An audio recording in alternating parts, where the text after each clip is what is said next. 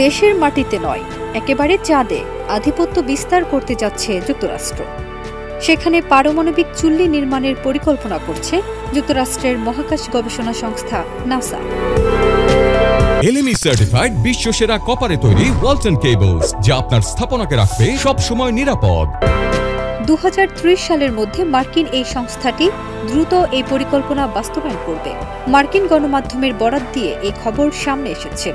6 August এক প্রতিবেদনে এই তথ্য জানিয়েছে বার্তা সংস্থা আনাদুলু। সংবাদ মাধ্যমটি বলছে, নাসা 2030 সালের মধ্যে চাঁদের মাটিতে একটি পারমাণবিক চুল্লি স্থাপনের পরিকল্পনা নিচ্ছে বলে জানিয়েছে মার্কিন সংবাদ মাধ্যম পলিটিকো।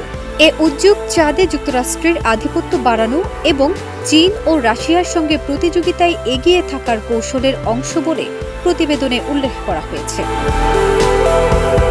পলিটিকোর হাতে আসা অভ্যন্তরীণ নথির বরাতে জানানো হয়েছে, নাসা বেসরকারি খাত থেকে 100 কিলোওয়াট ক্ষমতা সম্পন্ন একটি পারমাণবিক চুল্লি তৈরির প্রস্তাব আহ্বান করবে, যা চাঁদের মাটিতে দীর্ঘমেয়াদী মিশনে শক্তি সরবরাহ করতে পারবে। ভবিষ্যতে মানুষ সহ চন্দ্রাভিযানের জন্য এটি সহায়ক হবে।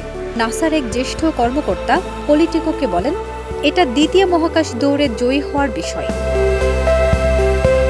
প্রতিবেদনে আরও বলা হয়, নাসাকে 60 দিনের মধ্যে একটি প্রকল্প নেতৃত্ব নির্বাচন এবং শিল্প খাতে আলোচনা শুরু করার নির্দেশ দেওয়া হয়েছে।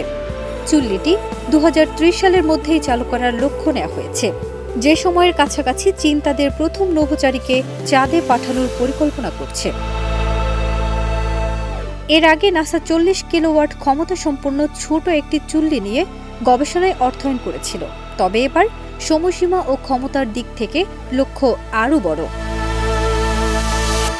নথিতে সতর্ক করে আরও বলা হয়েছে, যে দেশ প্রথম পারমাণবিক চুল্লি স্থাপন করবে তারা চাঁদের নির্দিষ্ট অংশ নিজেদের নিয়ন্ত্রণাধীন এলাকা হিসেবে ঘোষণা করতে পারে, যা অন্যদের প্রবেশাধিকার সীমিত করতে পারে।